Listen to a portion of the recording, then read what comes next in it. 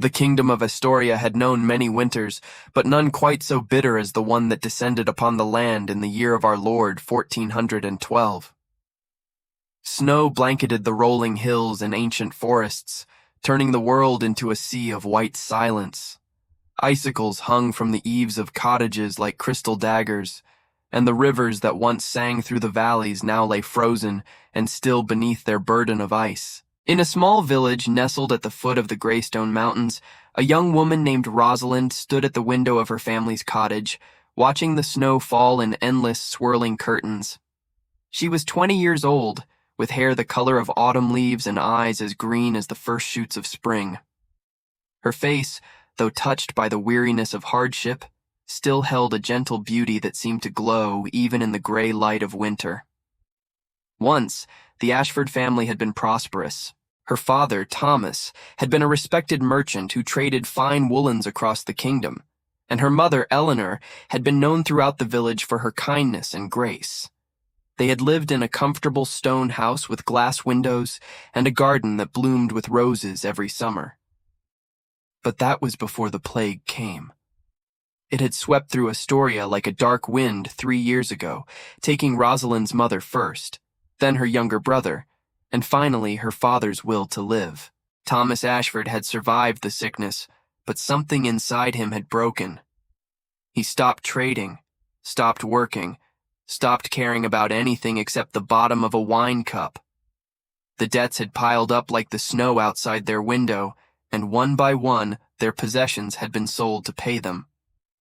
Now they lived in a cottage at the edge of the village, surviving on Rosalind's earnings as a seamstress and the charity of neighbors who remembered better days. Her father spent his hours staring at the fire, a ghost of the man he had once been, while Rosalind stitched and sewed and dreamed of a life she knew would never come. She had stopped believing in fairy tales long ago. Rosalind! Her father's voice, hoarse from disuse, broke through her thoughts. Someone is coming. She turned from the window and saw what he had seen, a figure on horseback, making its way through the snow toward their cottage. The rider was wrapped in a thick cloak, and the horse, a magnificent black stallion, moved with a grace that spoke of noble breeding. Visitors were rare in this weather, and visitors on horses like that were rarer still. Rosalind wiped her hands on her apron and moved to the door, arriving just as the rider dismounted. He was a man of perhaps 50 years, with a weathered face and sharp eyes that seemed to take in everything at once. His cloak, she noticed, bore an emblem she did not recognize, a silver falcon against a field of midnight blue. "Good day," the man said, inclining his head. "I am looking for the home of Thomas Ashford. Would this be it?" "It would," Rosalind replied, her voice cautious. "I am his daughter. May I ask your business?" The man studied her for a moment, and something flickered in his eyes. Surprise, perhaps, or satisfaction. "My name is Lord Aldrich of Thornwood. I am here on behalf of my master, who wishes to make your father an offer." "An offer?" Rosalind's heart quickened despite herself. "What kind of offer?" "One that could change your family's fortunes forever." Lord Aldrich smiled, but there was something guarded in his expression. "May I come in? I would prefer to discuss this matter out of the cold." Rosalind hesitated, every instinct telling her to be wary. But the cold was bitter, and curiosity had always been her weakness. She stepped aside and gestured for him to enter. The cottage was small and sparsely furnished, but Rosalind had done her best to make it comfortable. A fire burned in the hearth, and dried herbs hung from the rafters, filling the air with a faint, pleasant scent. Her father sat in his chair by the fire, watching Lord Aldrich with the dull wariness of a man who had learned to expect nothing good from life. "Master Ashford," Lord Aldrich said, settling into the chair Rosalind offered him, "I come bearing a proposal from my master, Lord Marquis of Ravenshollow." The name meant nothing to Rosalind, but she saw her father's eyes narrow with recognition. "Ravenshollow," Thomas said slowly. "I have heard of it. A ruined estate in the northern reaches, is it not? They say the family lost everything in the wars. The family has seen better days, Lord Aldrich admitted. But my master is a man of vision. He seeks to rebuild what was lost, and to do that, he requires a wife. The word hung in the air like a held breath. Rosalind felt the blood drain from her face as understanding dawned. A wife, she repeated. Indeed. Lord Aldrich turned to face her, his expression unreadable. My master has heard of your family's circumstances, and he believes that a union between your houses could benefit both parties. You would gain security, a home, a position far above your current station. And in return, my master would gain a wife of good character and practical skills, qualities he values above wealth or title. Rosalind's mind raced. A marriage to a noble, even a ruined one, was more than she had ever dared to hope for. It would mean escape from this cottage, from the endless cycle of poverty and struggle.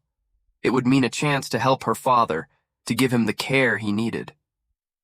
But it would also mean binding herself to a stranger, a man she had never met, whose character and intentions she could only guess at. Why me? She asked. Surely there are other women, women of higher birth, who would be more suitable. Lord Aldrich's smile widened slightly. My master is not interested in suitability, Miss Ashford. He is interested in truth. He has made inquiries about the families in this region, and what he learned of you impressed him greatly.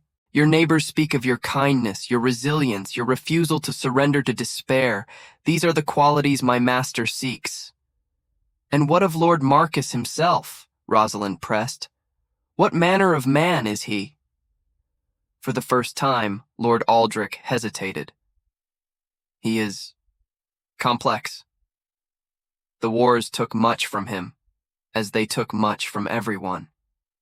He can be distant, even cold. But I have served him for 20 years, and I have never known him to be cruel. He is a good man, Miss Ashford, even if he does not always show it. Rosalind looked at her father, seeking guidance, but Thomas's eyes were fixed on the fire, his expression distant. She was alone in this decision, as she was alone in so many things. I will need time to consider, she said. Of course. Lord Aldrich rose from his chair and bowed. I will return in 3 days for your answer. But I urge you to think carefully, Miss Ashford. Opportunities like this do not come often, especially in times such as these. He left as quietly as he had come, disappearing into the snow like a ghost. Rosalind stood at the window and watched him go, her heart a tangle of hope and fear. A marriage to a ruined noble, a chance to escape, a leap into the unknown. She closed her eyes and tried to imagine the life that awaited her, a crumbling estate in the cold north, a husband she had never seen, a future as uncertain as the winter wind. But when she opened her eyes, she found that she had already made her decision. She would go. 3 days later, Rosalind said goodbye to her father and climbed into the carriage that Lord Aldrich had sent for her. Her belongings, a single trunk containing her few dresses, her sewing kit, and a locket that had belonged to her mother, were strapped to the back. Everything she owned in the world reduced to a single chest. The journey north took 4 days, through frozen forests and over mountain passes choked with snow. Rosalind spent the time reading the small book of poetry she had brought with her and watching the landscape transform outside her window. The further north they traveled, the wilder the country became. Ancient trees twisted by centuries of wind, cliffs that dropped away into misty valleys, ruins of castles that had stood since the time of kings long forgotten. On the evening of the 4th day, they arrived at Ravenshollow. Rosalind's first glimpse of her new home stole the breath from her lungs. The castle rose from the mountainside like something out of a dream, or perhaps a nightmare. Its towers stretched toward the gray sky, their stones dark with age, their windows glowing faintly with candlelight. Parts of the structure had crumbled, leaving gaps in the walls like missing teeth, and ivy crawled across the facade in thick, grasping tendrils. It was beautiful in its decay, haunting in its grandeur, a monument to glory that had faded but not quite died. The carriage rattled through the gates and into a courtyard where a handful of servants waited in the torchlight. They were dressed simply, their faces weathered by work and weather, but they greeted Rosalind with bows and curtsies that spoke of training and respect. "Welcome to Ravenshollow, my lady," said an elderly woman who introduced herself as Mrs. Blackwood, the housekeeper. "We have prepared your chambers. Lord Marcus will receive you in the morning." "He will not greet me tonight?" Rosalind asked, surprised. Mrs. Blackwood's expression flickered with something, embarrassment, perhaps, or concern. "The master prefers to keep his own hours, my lady. He asks that you rest from your journey and present yourself in the great hall after breakfast." It was a strange beginning, but Rosalind was too exhausted to protest. She allowed Mrs. Blackwood to lead her through the castle's winding corridors to a chamber that, despite the estate's obvious decline, had been prepared with care. A fire burned in the hearth, fresh linens covered the bed, and a vase of winter roses stood on the windowsill, their petals a deep, velvety red against the snow that fell outside. Someone had gone to considerable trouble to make her feel welcome. Rosalind unpacked her trunk, changed into her nightgown, and climbed into bed. But sleep did not come easily. She lay awake for hours, listening to the wind howl around the castle's towers, wondering what the morning would bring. What manner of man was Lord Marcus of Ravenshollow? And what had she truly agreed to? Check if you are already subscribed to this channel. If you believe that the greatest love stories are born not from perfection but from courage, the courage to step into the unknown, to trust when trust seems foolish, to hope when hope seems lost, then this is where you belong. Subscribe now, and let us discover together what awaits Rosalind in the halls of Ravenshollow. Morning came gray and cold, the sun hidden behind clouds that seemed to press down upon the castle like a weight. Rosalind dressed carefully in her best gown, a simple dress of deep green wool that brought out the color of her eyes, and made her way to the great hall, her heart beating so loudly she was certain everyone could hear it. The great hall was vast and cold, its vaulted ceiling lost in shadows, its walls hung with faded tapestries depicting battles and hunts from ages past. A long table ran down the center of the room, but only one end had been set for breakfast. Two places facing each other across a modest spread of bread, cheese, and preserved fruit. And at the far end of the hall, standing before a window that looked out upon the snow-covered mountains, was a man. Rosalind stopped in the doorway, her breath catching in her throat.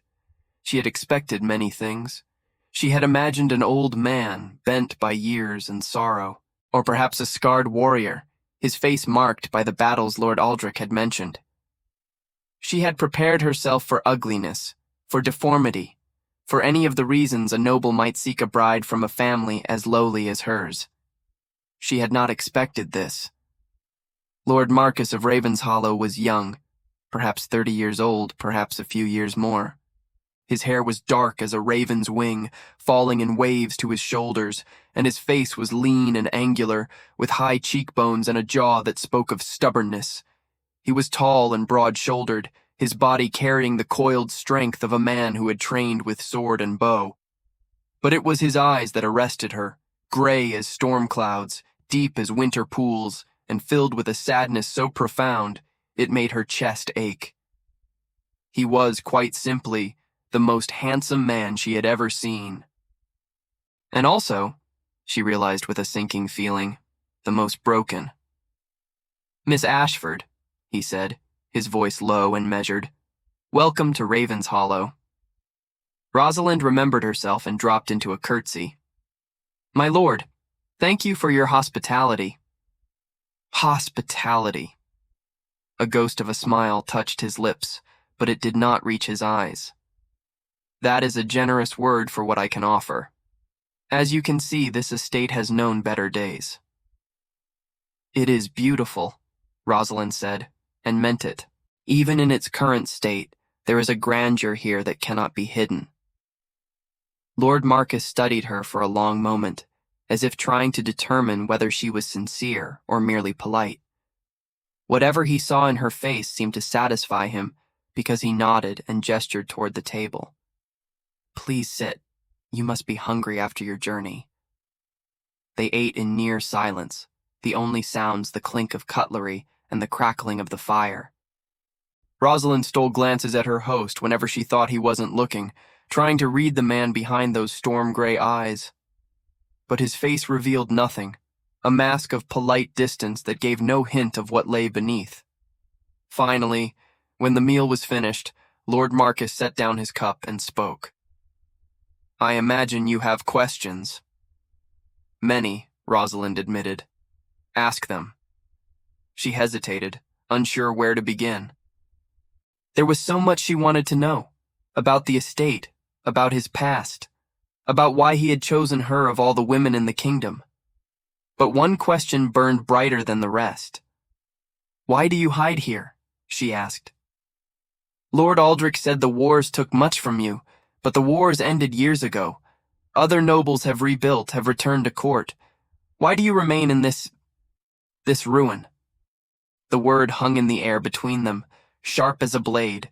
Rosalind saw Lord Marcus's jaw tighten, saw a flash of something, pain, anger, shame, cross his features before the mask slipped back into place. Because I am a ruin, he said quietly. The wars did not merely take my lands and my wealth, Miss Ashford. They took everything I believed in, my family, my honor, my faith in the goodness of men. He paused, his eyes fixed on some point beyond her. I was not always as you see me now. Once I was a knight of the realm, sworn to protect the innocent and uphold the king's justice. But war has a way of revealing the truth of things, and the truth I discovered was unpleasant. What truth? That there are no heroes, only survivors. He met her gaze, and in his eyes she saw a bleakness that made her want to weep. I survived, Miss Ashford, but I am not certain I deserved to. Rosalind felt her heart clench with an emotion she could not name. She had expected coldness, perhaps cruelty. She had not expected this raw, wounded honesty. My lord, she said softly, I do not pretend to understand what you endured, but I know something of loss. I know how it can hollow you out, leave you feeling as though there is nothing left worth saving. She reached across the table and, before she could think better of it, placed her hand over his. But I also know that as long as we draw breath, there is hope. The world may be dark, but it is not without light. Lord Marcus looked down at her hand on his, and something shifted in his expression. A crack in the armor, a glimpse of the man beneath the mask. You are either very naive, he said, or very brave. Perhaps both, Rosalind replied. For the first time, a genuine smile touched his lips, small and fleeting, but real. Perhaps both, he agreed. The days that followed established a strange rhythm. Lord Marcus kept largely to himself, disappearing for hours into parts of the castle Rosalind had not yet explored. When they did meet, at meals, in the library, in the great hall before the fire, their conversations were careful, circling around the deeper waters neither was ready to navigate. But slowly, gradually, the walls began to come down. Rosalind learned that Marcus loved books, philosophy, history, poetry, and spent much of his time in the castle's library, which, despite the estate's decay, remained remarkably well stocked. She learned that he rose before dawn to train with sword and bow in the courtyard, maintaining the skills of a knight even though he no longer served any lord. She learned that he was kind to the servants, remembering their names and their families, asking after their health with genuine concern. And she learned that beneath the mask of distance and sorrow, there was a man of profound depth, intelligent, thoughtful, capable of surprising tenderness. "You are not what I expected," she told him one evening, as they sat together in the library while snow fell softly outside the windows. "Nor are you," he replied. "Lord Aldrich told me you were practical and resilient. He did not mention that you were also stubborn, opinionated, and entirely too willing to speak your mind." Rosalind laughed, a sound that seemed to surprise them both. "Those are hardly compliments, my lord. They are the highest compliments I know how to give." His gray eyes met hers, and for a moment the mask slipped entirely. "You have brought something to this castle that has been absent for a very long time, Rosalind. I am grateful." It was the first time he had used her name. "What have I brought?" she asked. "Life," he said simply. "Hope." The word hung between them, fragile and precious as a newborn star. But even as Rosalind began to find her place at Raven's Hollow, questions continued to nag at her. The servants, though friendly, were evasive when she asked about the castle's history or Lord Marcus's past. The parts of the castle she was allowed to explore were limited. Whole wings remained locked, their keys held by Marcus alone. And sometimes, late at night, she heard sounds that should not have been there. Footsteps in empty corridors, voices too faint to understand, the distant clang of metal against metal. "What secrets does this castle hold?" she asked Mrs. Blackwood one morning as they walked through the kitchens together. The housekeeper's face went pale. "Secrets, my lady?" "The locked wings, the sounds at night, the way everyone falls silent whenever I mention the wars." Rosalind stopped walking and turned to face the older woman. "I am to be the lady of this estate. I deserve to know the truth." Mrs. Blackwood was silent for a long moment. Then, slowly, she shook her head. "It is not my place to tell you, my lady. If you want answers, you must ask Lord Marcus himself. But I warn you." She hesitated. "Some truths are best left buried. Some doors are best left closed." "Why?" "Because once opened, they cannot be closed again, and what lies behind them may change everything you think you know." That night, Rosalind could not sleep. She lay in her bed staring at the canopy above, Mrs. Blackwood's warning echoing in her mind. What secrets could be so terrible that the entire household conspired to keep them hidden? What had Lord Marcus done, or endured, that he could not speak of it even now, years after the wars had ended? Finally, unable to bear the uncertainty any longer, she rose from her bed, wrapped a cloak around her shoulders, and ventured into the castle's darkened corridors. She did not know what she was looking for. A clue, perhaps.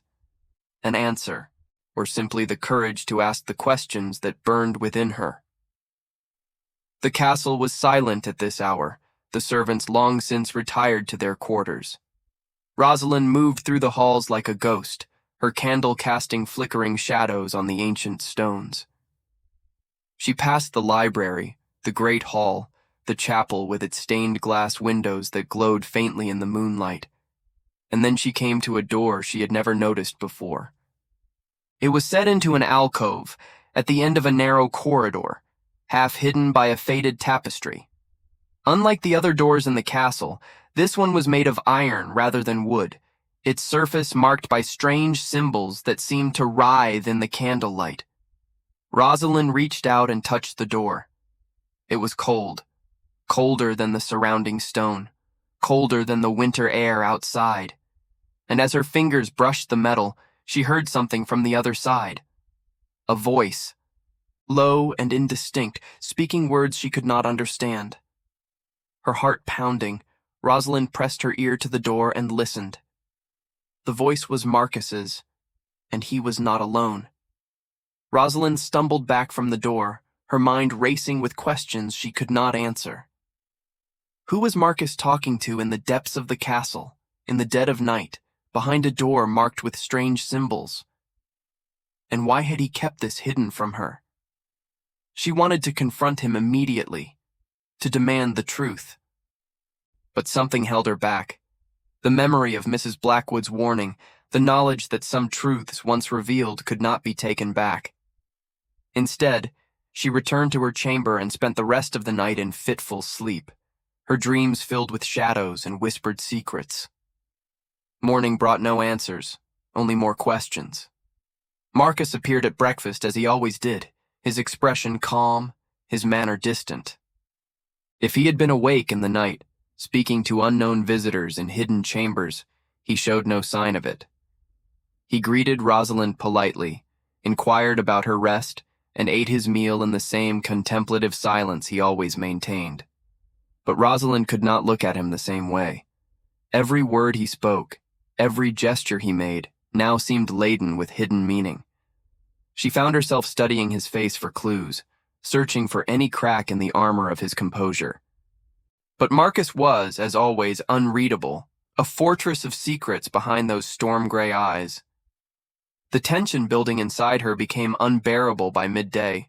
She found him in the library, as she often did, seated in a chair by the window with a book open on his lap. The snow had stopped falling, and pale winter sunlight streamed through the glass, illuminating the dust motes that danced in the air. "My lord," Rosalind said, her voice steadier than she felt. "I must speak with you." Marcus looked up, and something in her expression must have alerted him, because his eyes narrowed almost imperceptibly. "Of course, what troubles you?" "The truth." She closed the library door behind her and crossed the room to stand before him. "I have been patient, my lord. I have asked no questions, demanded no explanations. But last night I heard you speaking to someone in a part of the castle I did not know existed. I think it is time you told me what is really happening here." For a long moment, Marcus said nothing. He set aside his book and rose from his chair, moving to the window, his back to her. When he finally spoke, his voice was heavy with resignation. "I wondered how long it would take you to discover it," he said. "You are too clever, too observant to be fooled forever." He turned to face her, and in his eyes she saw not anger, but something that looked almost like relief.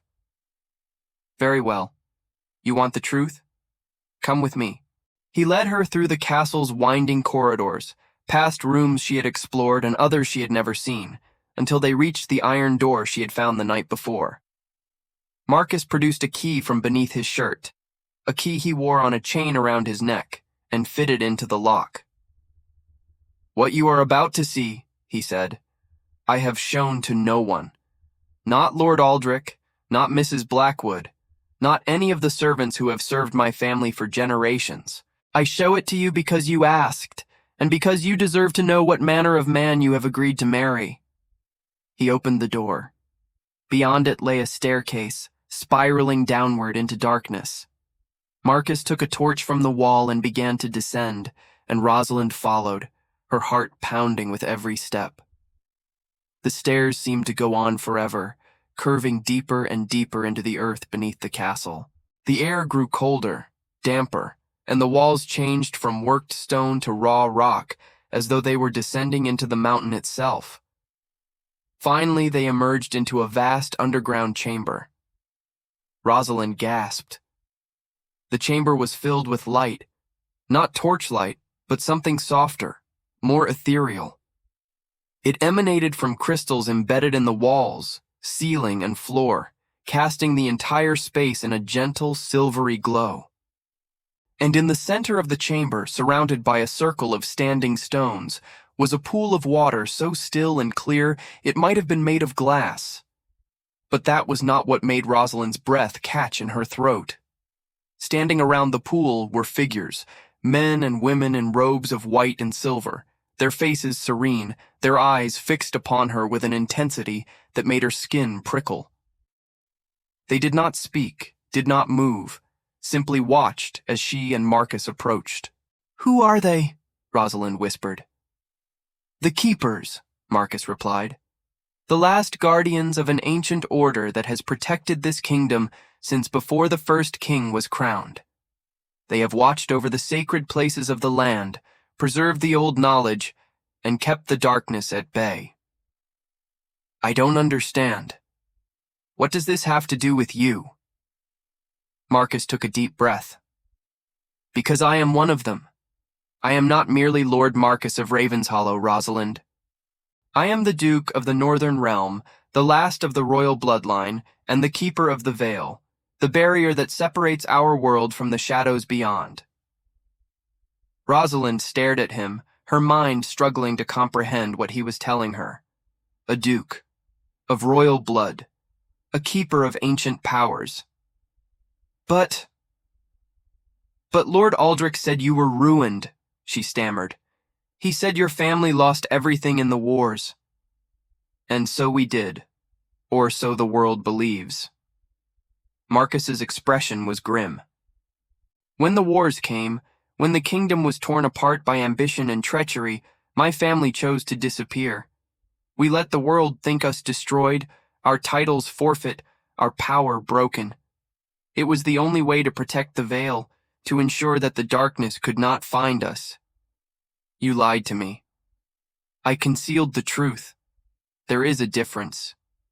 He reached out as if to touch her, then stopped, his hand falling back to his side. I did not know if I could trust you, Rosalind. I did not know if you were truly what you appeared to be, or if you had been sent to find me, to expose us, to tear down everything we have fought so long to protect. And now? Her voice trembled with emotion. Anger. Confusion. A dozen feelings she could not name. Now do you trust me? Marcus met her gaze, and in his eyes she saw something she had never seen before. Vulnerability, hope, and a desperate, aching need. I trust you more than I have trusted anyone in 10 years, he said. That is why I brought you here. That is why I am telling you the truth. Rosalind did not know what to say. Everything she thought she knew had been upended in a matter of minutes. The ruined lord was a hidden duke. The crumbling castle was a fortress of ancient power. And she was... What do you want from me? She asked. I want you to stay, Marcus said simply. Not because of duty or necessity, but because you choose to. I want you to stand beside me, to help me carry this burden, to be my partner in all things. He paused, and when he spoke again, his voice was barely a whisper. I want you to love me, Rosalind, as I have come to love you. The words hung in the air, fragile and precious as a single flame in the darkness. And in that moment, standing in a chamber of crystal light surrounded by ancient guardians, Rosalind made her choice. Then I will stay, she said. If this story has touched your heart, if you feel the weight of Marcus's secret and the courage of Rosalind's choice, then I ask you to pause for just a moment. Leave a comment saying, "True love sees beyond all masks." Let these words be your mark upon this story, a testament to the belief that the deepest connections are built not on what we show the world, but on what we reveal to those we trust. I would love to see your words below. The days that followed Rosalind's discovery were filled with revelation and wonder. Marcus, whom she could no longer think of as merely Lord Marcus, but as the Duke, the Keeper, the man who had hidden an entire world beneath his mask of sorrow, opened every door of Ravenshollow to her. He showed her the hidden libraries filled with books of ancient knowledge, the training halls where the keepers honed their skills, the gardens that bloomed even in winter thanks to the power that flowed through the sacred stones. He taught her the history of the Order, how they had been founded in the days when the world was young, charged by the first kings with protecting the barrier between the realm of light and the realm of shadow. He explained the nature of the veil, how it required constant vigilance to maintain, how the darkness beyond it was always pressing, always searching for weaknesses to exploit. The wars were not merely about land or power, he told her one evening, as they walked together through the underground gardens. They were orchestrated by those who sought to tear down the veil, to release the shadows into our world. My family fought to stop them, and we succeeded, but at terrible cost. My parents, my brothers, my sisters, all of them gave their lives to seal the breaches and restore the barrier. And you survived, Rosalind said softly. I survived. His voice was heavy with guilt. Sometimes I wonder if that was a mercy or a punishment. Rosalind stopped walking and turned to face him. In the soft glow of the crystal flowers that surrounded them, his face looked younger somehow, more open, more vulnerable than she had ever seen it. It was neither, she said firmly. It was a responsibility. You survived because the veil needed a keeper, because the order needed a leader, because the world needed someone to stand between the light and the darkness. She reached up and touched his face, her fingers gentle against his cheek. And perhaps because I needed you too. Marcus's breath caught. His hand came up to cover hers, holding it against his face as though he feared she might disappear if he let go. Rosalind, he whispered. I love you, she said.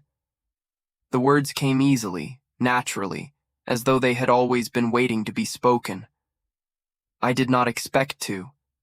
I did not come here looking for love, but I found it anyway, in a ruined castle with a hidden duke, and I will not pretend otherwise.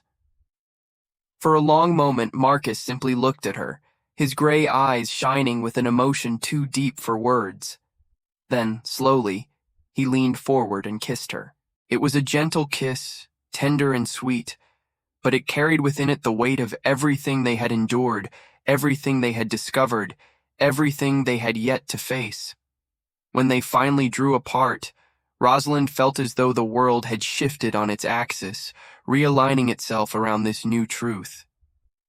They were no longer strangers bound by circumstance. They were partners, lovers, two halves of a whole that had finally found each other. But even as love bloomed in the hidden halls of Raven's Hollow, darkness was gathering on the horizon. The first sign came in the form of rumors, whispers that reached the castle through Lord Aldrich's network of informants. A new power was rising in the south, a lord named Varen who had united the fractured kingdoms under his banner, and now turned his eyes northward. He spoke of conquest and glory, of restoring the realm to its former greatness. But those who knew the truth heard something else in his words, the hunger of one who sought the power of the veil. He is a shadow-touched, Marcus said grimly, reading the latest dispatch in the Great Hall. The darkness has found a champion, someone willing to tear down the barrier in exchange for power. Can he succeed? Rosalind asked. If he finds the keystone, the artifact that anchors the veil to the physical world, yes. He could destroy everything we have worked to protect. Marcus set down the dispatch and met her eyes. The keystone is hidden here, Rosalind, in Raven's Hollow. It has been guarded by my family for generations. Then he will come here. He will come here. The words fell between them like stones dropped into still water, sending ripples of fear and determination spreading outward. What do we do? Rosalind asked. Marcus rose from his chair and moved to the window, his gaze fixed on the mountains that surrounded the castle. We prepare. We strengthen our defenses, summon what allies we can, and make ready for what is coming. He turned to face her, and in his eyes she saw not despair, but resolve. And we fight. Together. The weeks that followed were a blur of activity. Messengers were sent to distant allies, other keepers who had survived the wars, noble houses that remained loyal to the old ways, warriors who remembered what had been sacrificed to preserve the veil. Some came immediately, bringing soldiers and supplies. Others sent word that they would come when they could, that they were gathering their own forces. Raven's Hollow itself was transformed. The crumbling walls were reinforced with magic and mortar. The ancient weapons in the armory were cleaned and distributed. The servants, who had long known the truth of what their lord protected, trained alongside the soldiers, learning to fight, to heal, to do whatever was necessary to defend their home. And at the center of it all was Rosalind. She had come to Ravenshollow as a merchant's daughter, desperate and alone, seeking only survival. But she had discovered within herself something she had never known existed, a capacity for leadership, for courage, for standing firm in the face of impossible odds. She organized the supplies, ensuring that the castle had enough food and medicine to withstand a siege. She worked with Mrs. Blackwood to prepare the non-combatants for evacuation, should the worst come to pass. She trained with the other women of the castle, learning to use a bow, to defend herself with a blade, to be something more than a victim of fate. Marcus watched her with wonder in his eyes. "You continue to surprise me," he told her one evening, as they stood together on the battlements watching the sun set behind the mountains. "Every day you show me something new, some strength, some grace, some quality I did not know you possessed." "I did not know I possessed them either," Rosalind admitted. "But this place, this life, you have drawn them out of me, made me into someone I never imagined I could be." Marcus took her hand and raised it to his lips. "Whatever happens in the days to come," he said, "know that you have already given me more than I ever dared to hope for. You have given me a reason to fight, a reason to believe that the darkness can be defeated." "It can be," Rosalind said firmly. "It will be. We will defeat it together." The attack came on a night of no moon. Rosalind was awakened by the sound of bells, the warning bells that hung in every tower of the castle, ringing out their desperate alarm. She threw off her covers and ran to the window, where she saw what she had feared. An army spread across the valley below, their torches a river of fire in the darkness. Varen had come. She dressed quickly and made her way to the great hall, where Marcus was already issuing orders to his commanders. He wore his armor now, not the rusted relics of a ruined lord, but the gleaming plate of a duke, marked with the symbol of the keepers. A sword hung at his hip, its blade etched with runes that glowed faintly in the torchlight. "Rosalind." He crossed to her the moment she entered, taking her hands in his. "You should go to the lower chambers with the others. It is safer there." "No." She shook her head firmly. "My place is here, with you. The battle will be fierce. I cannot guarantee—" "I do not ask for guarantees." She squeezed his hands. "I ask only for the chance to stand beside the man I love, fighting for everything we believe in. Do not deny me that." Marcus looked at her for a long moment, his expression torn between love and fear. Then slowly, he nodded. "Very well, but stay close to me. And if I tell you to run, you run. Promise me." "I promise." He kissed her, hard, desperate, a warrior's farewell, and then turned to face the battle that awaited them. The first wave struck the outer walls at midnight. Varen's soldiers came with scaling ladders and battering rams, throwing themselves against the castle's defenses with a fury that bordered on madness. The keepers fought back with steel and sorcery, sending bolts of light into the darkness, cutting down the invaders who crested the walls. But for every soldier who fell, 2 more seemed to take his place. Rosalind fought alongside the archers on the eastern wall, loosing arrow after arrow into the mass of bodies below. Her arms ached, her fingers bled, but she did not stop, could not stop. Every shaft that flew from her bow was another moment bought, another enemy defeated, another step toward survival. Marcus was everywhere, a whirlwind of blade and brilliance, cutting through the enemy ranks with a skill that seemed almost superhuman. The runes on his sword blazed with power, and wherever he went, the darkness recoiled. But even he could not be everywhere at once. By dawn, the outer walls had fallen.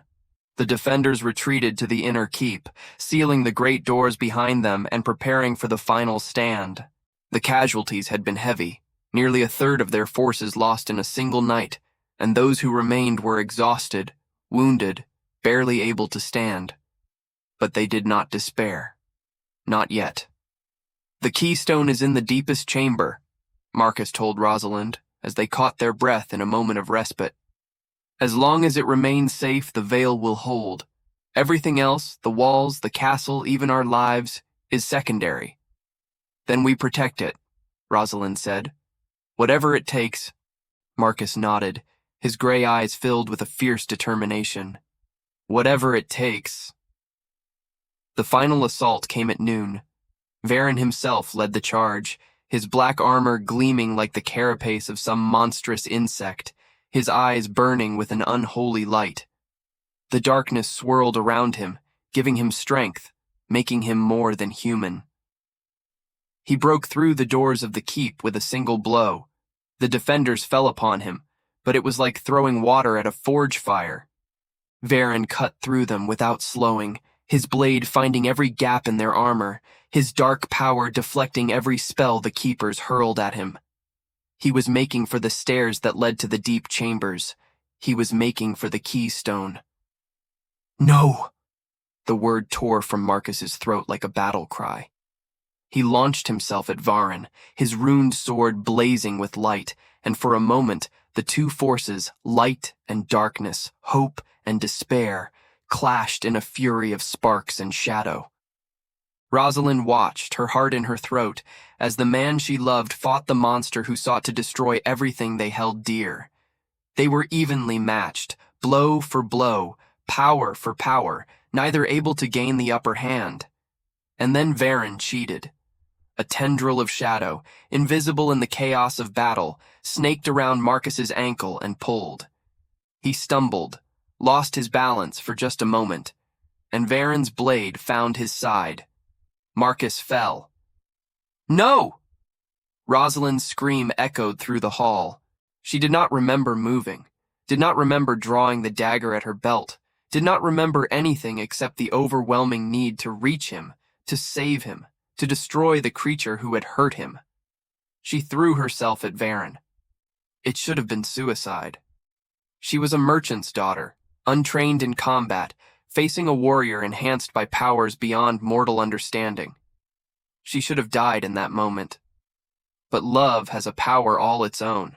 The dagger in her hand, a simple blade, unenchanted, unremarkable, found the gap between Varen's pauldron and breastplate. It sank into his shoulder through muscle and sinew, and the Dark Lord screamed. It was a sound of fury and surprise and, impossibly, pain. The shadows around him flickered, faltered, and in that moment of weakness, Marcus struck. His sword, still blazing with the light of the keepers, drove upward into Varen's heart. The Dark Lord's scream became a howl, his form dissolving, the shadows that had sustained him unraveling like smoke in a strong wind. When it was over, nothing remained of Varen but ash and memory. The battle ended with the death of their leader. Varen's soldiers, freed from whatever compulsion had driven them, threw down their weapons and fled. The darkness that had pressed against the veil receded, the barrier strengthening as its enemy's power faded. They had won. But the cost had been terrible. Rosalind knelt beside Marcus in the blood-stained hall, her hands pressed against the wound in his side, tears streaming down her face. He was pale, so pale, and his breath came in shallow gasps that seemed to grow weaker with each passing moment. "Don't," she whispered. "Don't you dare leave me. Not now. Not after everything." Marcus's eyes fluttered open. Despite the pain, despite the blood, he smiled. "You saved me," he managed. "Again. I love you," Rosalind said fiercely. "I will always save you. But you have to fight. You have to stay with me." "I'm trying." His hand found hers, weak but warm. "I'm trying." The healers came then, keepers who still had strength to spare, who gathered around their fallen duke and poured what remained of their power into his broken body. Rosalind held his hand through all of it, refusing to let go, refusing to accept that this might be the end. Hours passed. The sun set and rose again, and finally, Marcus opened his eyes. "Still here," he whispered. Rosalind laughed through her tears, a sound of pure, overwhelming relief. Still here, she agreed. Spring came to Raven's Hollow like a promise kept. The snow melted, revealing fields of green that had slumbered beneath the white blanket of winter. Flowers bloomed in the gardens. Real flowers now, not the crystal blooms of the underground chambers, but roses and lilies and wildflowers that swayed in the gentle breeze. Birds returned to the forests, and the rivers ran free once more, their songs filling the air with music. The castle itself was transformed. The damage from the battle had been repaired, the crumbling walls rebuilt stronger than before. New towers rose where old ones had fallen, their stones white and gleaming in the sunlight. Raven's Hollow was no longer a ruin hiding a secret. It was a fortress reborn, a beacon of hope in a world that had nearly lost its way. And at its heart stood a wedding. The great hall was filled with guests, keepers from across the realm, nobles who had fought beside them in the battle, common folk from the surrounding villages who had heard the stories and come to see the miracle for themselves. Flowers hung from every rafter, candles burned in every window, and music filled the air with melodies that seemed to echo from another age. Rosalind walked down the aisle in a gown of ivory silk, her autumn hair crowned with a circlet of spring flowers. Her heart beat so loudly she was certain everyone could hear it, but her steps were steady, her gaze fixed on the man who waited for her at the altar. Marcus wore the formal robes of his station, not the dark clothes of a ruined lord, but the silver and blue of the Duke of the Northern Realm. The wound in his side had healed, leaving only a scar that he wore like a badge of honor. And when he saw Rosalind approaching, his face lit up with a joy so pure it took her breath away. "You are beautiful," he murmured as she reached him. "And you are alive," she replied. "That is all the beauty I need." The ceremony was brief but meaningful. Vows spoken before the sacred pool, blessings given by the eldest of the keepers, rings exchanged that had been forged in the fires of the earth itself. When Marcus kissed his bride, a cheer went up from the assembled crowd that seemed to shake the very foundations of the castle. That evening, as the celebration continued in the great hall below, Marcus and Rosalind slipped away to the balcony that overlooked the mountains. The sun was setting, painting the sky in shades of gold and rose, and the world seemed to glow with a light that was almost magical. "I never thanked you," Marcus said, his arm around her waist, her head resting against his shoulder. "For what?" "For everything. For staying. For believing in me when I had stopped believing in myself. For saving my life, not once but a dozen times in a dozen ways." He pressed a kiss to her hair. "For making me remember what it means to hope." Rosalind smiled, her heart full to bursting. "You gave me something too, you know." "What?" "A home, a purpose, a love I never dared to dream of." She looked up at him, her green eyes shining. "I came to Raven's Hollow expecting to marry a ruined noble, expecting nothing more than survival. Instead, I found a hidden duke, an ancient order, and a battle for the soul of the world. But most of all, I found you." "And was it worth it?" Marcus asked. "All the danger, all the fear, all the uncertainty?" Rosalind considered the question, looking out at the mountains that had become her home, the castle that had become her sanctuary, the man who had become her everything. "Every moment," she said. "Every single moment." The nursery at Raven's Hollow was the warmest room in the castle.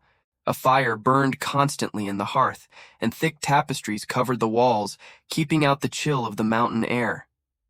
The cradle, carved from ancient oak and inscribed with protective runes, stood in the center of the room, its occupant sleeping peacefully beneath a blanket of softest wool. Rosalind sat beside the cradle, watching her daughter sleep. She was beautiful, this child of light and shadow, of hope and hard-won peace. She had her father's gray eyes and her mother's autumn hair, and when she smiled, which was often, it was like watching the sun rise over the mountains. They had named her Eleanor, after Rosalind's mother. Marcus appeared in the doorway, still dressed in the clothes he had worn to the council meeting that had occupied his afternoon. He crossed the room quietly and knelt beside his wife, peering into the cradle with an expression of wonder that never seemed to fade. "She's grown," he whispered. "She grows every day," Rosalind replied. "Soon she'll be running through the halls, getting into mischief, demanding to learn swordplay and magic. Like her mother. Like her father." They smiled at each other, the easy, familiar smile of two people who had faced the worst the world could offer and emerged stronger for it. The battle was over. The darkness had been defeated. The future stretched before them, bright with possibility. "Are you happy?" Marcus asked, the same question he asked her every day, as though he still could not quite believe that this life was real.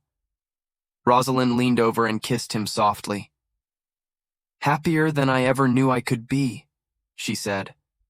"Happier than I ever dared to dream." And in the cradle between them, little Eleanor stirred in her sleep, dreaming of castles and mountains, of magic and love, of a world where darkness could be defeated and hope could triumph. Dreaming of the future. Their future. A future they had earned together. If you watched until this moment, it is because this story touched something within you, something that recognizes courage, believes in love, and refuses to surrender to despair. I am honored that you stayed, that you walked this path with Rosalind and Marcus from the shadows into the light. If you have not yet subscribed to this channel, I invite you to do so now. Here we tell stories of quiet strength and hard-won happiness, stories of people who rise from the ashes of their circumstances to build something beautiful. If that resonates with your heart, then this is your home. Leave a comment saying, "I watched until the end." Let me know you are here, that you journeyed with us, that these words found their way to your soul. I want to know every person who values stories told with care and love. And if this story moved you, if it made you feel something true, please share it with someone who needs to hear it. Press the like button so that others might find their way here too. Thank you for being part of this. Thank you for believing in the power of stories. Until the next tale, may your winters be short and your springs eternal.